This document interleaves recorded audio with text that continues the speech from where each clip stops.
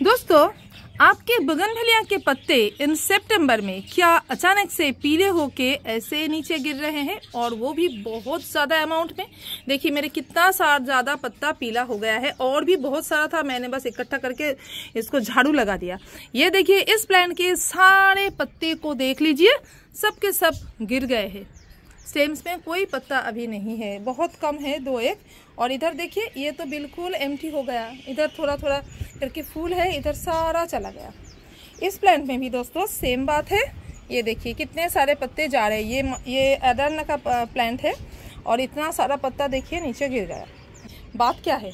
क्या कोई घबराने वाली बात है? सितंबर में ऐसे क्यों हो रहा है? हमारे बहुत सारे फ्रेंड्स के ऐसे प्लांट में से पत्ते पीले होके गिर रहे हैं। चलिए जान लेते हैं इनकी वजह और इनकी रेमेडी। चलिए,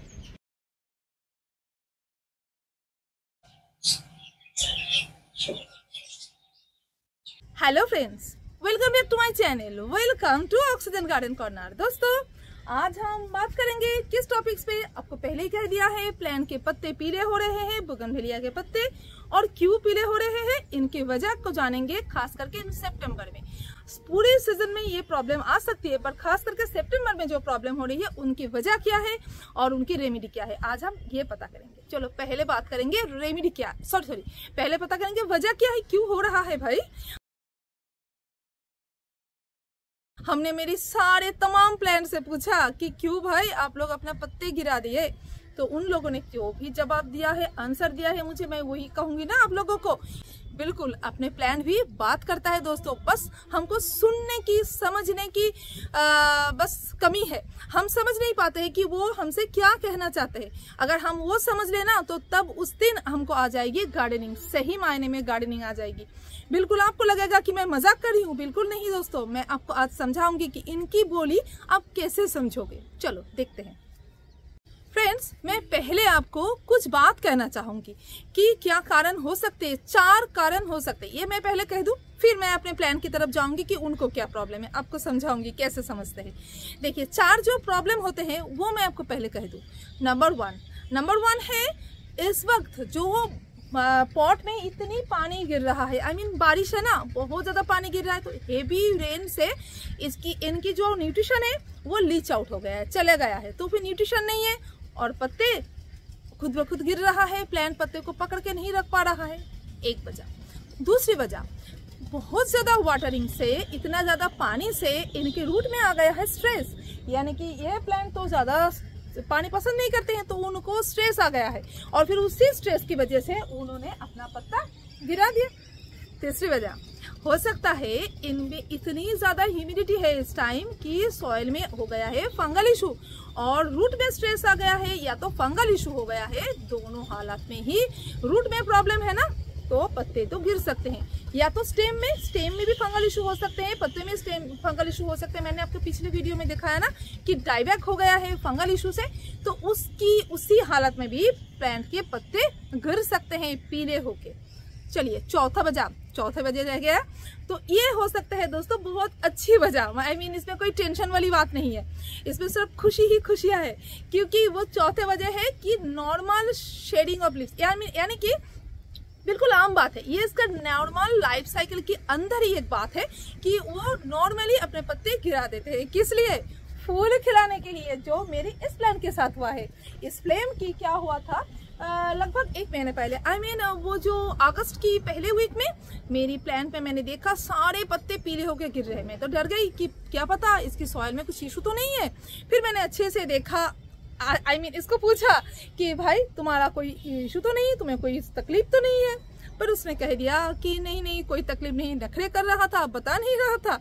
मैंने उनसे और भी अच्छे तरीके से पूछा कि बोलो, नहीं तो मैं दवा दे दूंगी ना तुम्हारी सॉइल में।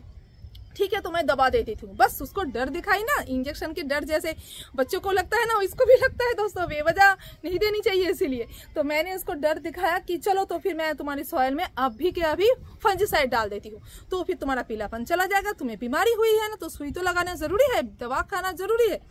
उसने तुरंत कह दिया नो नो नो, मुझे मत दो दवा, क्योंकि मेरी इरादा तो कुछ और है, मैं तुमको सामने आने वाले मंथ में देने वाली हूँ गिफ्ट। फिर मैंने कहा कैसे गिफ्ट? कहा कि सरप्राइज गिफ्ट है, वेट करो, मुझे कोई प्रॉब्लम नहीं, बस देखो अभी ये सरप्राइज गिफ्ट इसने दे दिया है, यानी कि इसकी इतने सुंदर फूल खिल गए हैं। देखो कितनी सुंदर फूल है। तो ये था इसका सरप्राइज गिफ्ट। तो फिर चौथे बजे क्या हुआ कि हमारे प्लांट्स खुद ब खुद इस टाइम पत्ते गिरा सकते हैं, क्योंकि उसको इस वक्त देना है हमको फूलों का गिफ्ट। आपने देखा होगा कई सारे गार्डनर क्या करते हैं कि पत्ते को काट देते हैं फूल लेने के लिए, और देखो प्लांट के साथ कुछ करना नहीं पड़ा मुझे, ये तो खुद ब खुद अपने पत्ते गिरा दिए फूल देने के लिए। मैंने तो कुछ नहीं किया था। सारे कारण का आपको पता चल गया। अभी चलेंगे हमारे जो और भी प्लांट्स है, पहले आपको जो भी दिखाया जिनमें पत्ते गिर रहे हैं, चलो उनसे जाके पूछते हैं कि उनके साथ कौन से इशू है। ये चारों में से आप भी जरूर पूछना अपने प्लान से, और प्लान का आंसर आपको पता आप समझ पाओ, इसके लिए मैं आपको पूरे एक एक करके प्लान के पास ले जाऊंगी और उनका क्या प्रॉब्लम है ये आपको मैं समझाऊंगी। तो फिर आप भी ना अपने प्लान की भाषा समझ पाओगे। चलिए भाई, आ गए हैं हम पहले इनके। ये आईडी किसका है पता है आपको? ये है वाटरमेलन किस, तो ब्यूटीफुल वाटरमेलन किस। तो देखिए कितनी सुंदर फूल खिल रहा है इस टाइम। देखो आना तो शुरू कर दिया है। अभी इन स्टेम्स में पत्ते गिर गए हैं, बाकी में नहीं। देखो कितने सारे पत्ते पड़े हैं और बहुत सारे पत्ते पीले हो गए जो नीचे गिर गए थे ना। देखिए अभी भी 2-1 है, मैंने झाड़ू लगा दिया है तो फिर अभी नहीं दिख रहा आपको। बहुत सारे पीले पत्ते थे। तो देखिए कुछ प्रूफ तो अभी इधर बाकी है। क्यों गिरा रहा है? पहले क्या चेकिंग करनी होगी? रूट में स्ट्रेस तो नहीं, डर की बात तो वो है, पहले डर वाला बात देख लो। कोई फंगल इशू तो नहीं है? नहीं हो सकता, क्योंकि मैं कंटिन्यूअसली इसके अंदर फंजीसाइड का एप्लीकेशन किया है। तो फिर मैं कंफर्म हूँ इसमें फंगल अटैक नहीं हुआ है।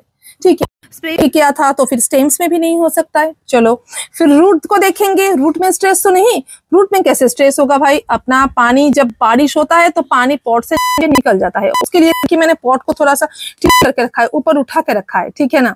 और साथ में देखिए इसमें इसकी सॉइल इतना वेल ड्रेन है, बारिश होने के बाद मैं तुरंत आ जाती हूँ देखने की क्या बात है भाई कि इसमें पानी तो जमा नहीं हो रहा, रूट में तो स्ट्रेस नहीं है। फिर नहीं, नो।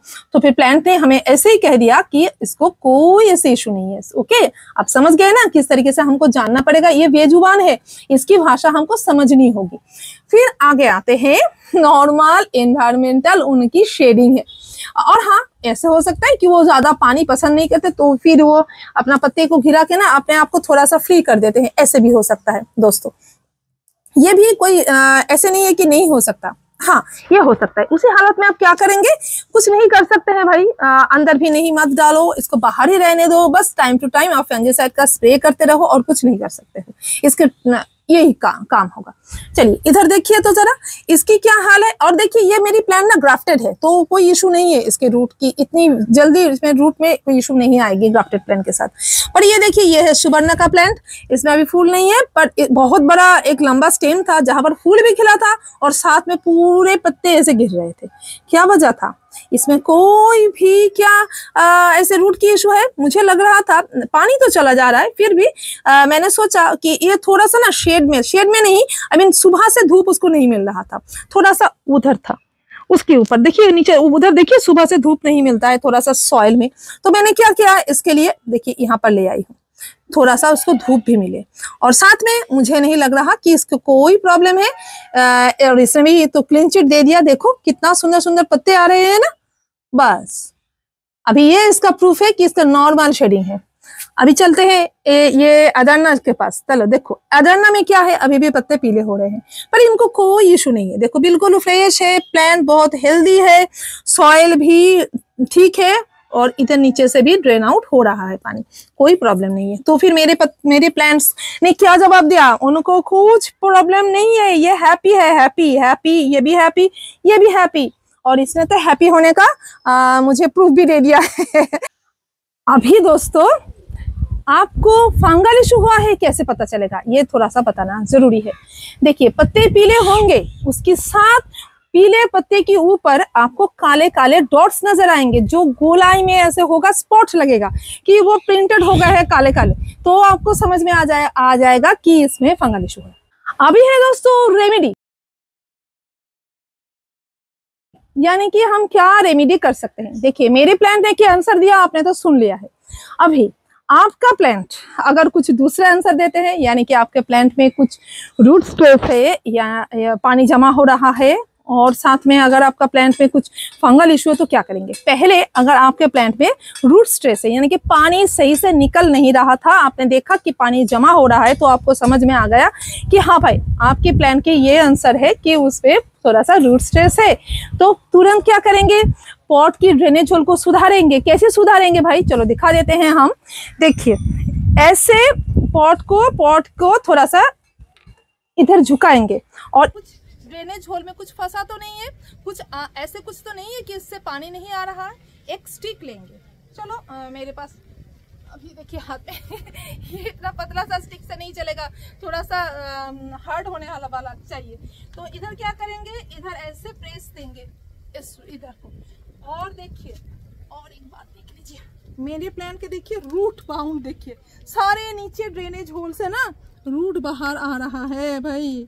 देखिए, अगर आपने देखा ऐसा है तो ऐसे स्टिक से उसको होल को ठीक करो और पानी को ड्रेन आउट होने के लिए इसको करो। फिर भी आपको देखा कि नहीं, ऐसे नहीं हो रहा है, पानी बिल्कुल बाहर नहीं जा रहा है, तुरंत रिपोर्टिंग कर दो। प्लांट को पॉट से बाहर निकालो, फिर एक बहुत अच्छा वेल ड्रेन मीडिया बनाओ जिसमें बहुत ज़्यादा अमाउंट में आप कंकर वंकर ऐसे पत्थर वत्थर डाल दो, या तो आप अगर सिंडर है तो सिंडर को डालो। ऐसे करके एक पॉटिंग मीडिया करो, बहुत वेल ड्रेन मीडिया करो, फिर उसको उसके अंदर बैठा दो, फिर अच्छे से प्लांट रहेगा। कोशिश करो पुराने वाली मिट्टी थोड़ा सा हटाने की।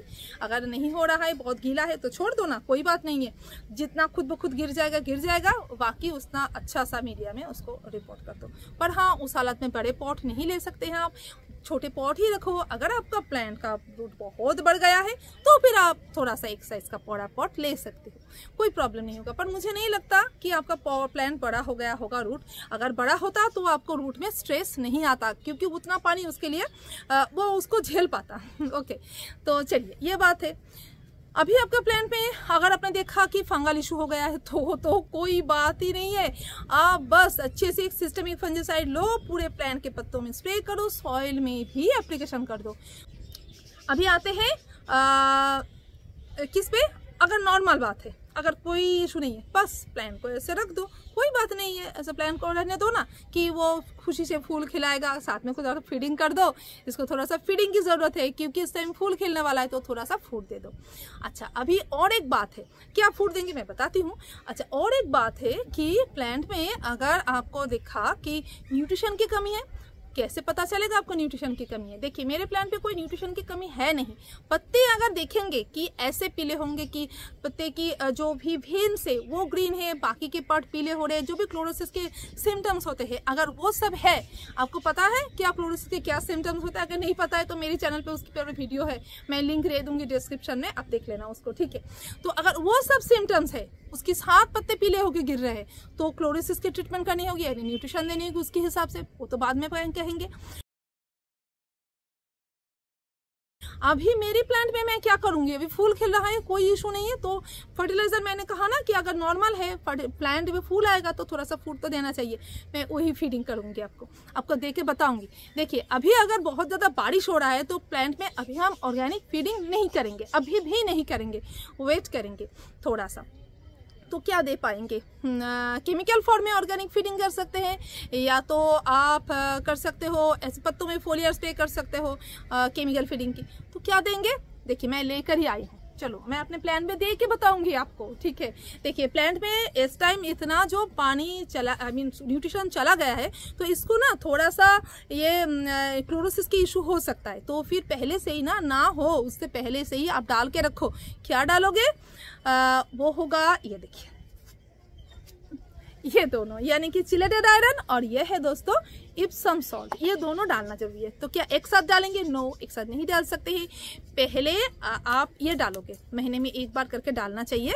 और अगर फूल आ रहा है तो फूलों के लिए फर्टिलाइजर भी मैं बताती हूँ, ये डालना चाहिए। अगर आपने 1 महीने पहले डाला है तो स्किप कर दो, 1 महीने क्या 2 महीने पहले डाला है तो भी स्किप कर सकते हो। अगर इशू आई, उसमें क्लोरोसिस दिखा, तो आप दे देना, ठीक है। और क्लोरोसिस के वो वाले निशान जिसमें दिखते हैं कि आयरन की कमी है, तो देना, ठीक है, नहीं वरना नहीं। और इधर अगर ये इप्सम सॉल्ट है, इप्सम सॉल्ट को आप दे सकते हो। कैसे देंगे? अगर आपने 1 महीने पहले दिया है, सारे प्लांट के सॉइल में, अभी भीगा गीला सॉइल है फिर भी दे सकते हैं, कुछ प्रॉब्लम नहीं है। आप सूखे ले लो, इतना, कितना लेना है? ½ चम्मच, ठीक है। ये देखिए, ये ले लिया। अच्छा, ऊपर से पहले इन पत्तों को हटा देंगे, ले लिया, बस ओके है।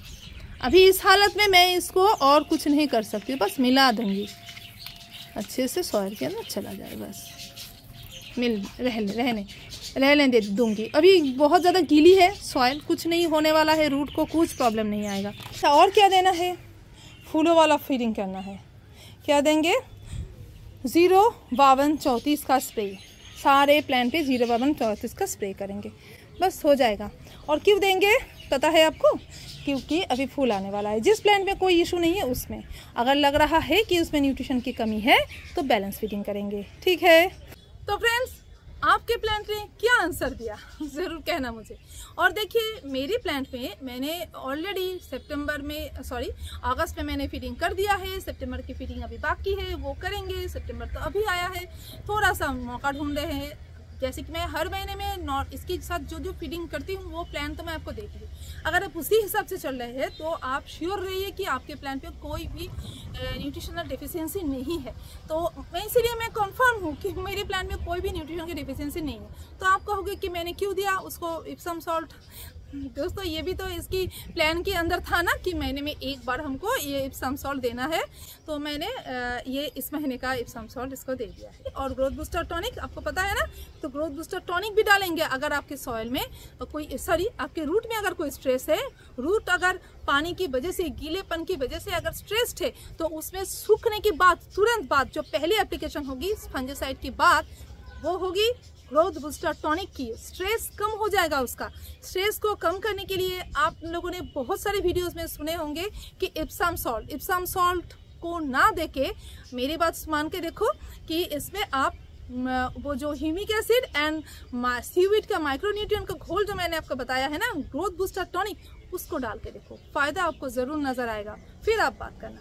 तो चलिए दोस्तों, आज के लिए बस इतना ही था। फिर से मिलते हैं नए वीडियो में नए टॉपिक के साथ, तब तक के लिए बाय बाय।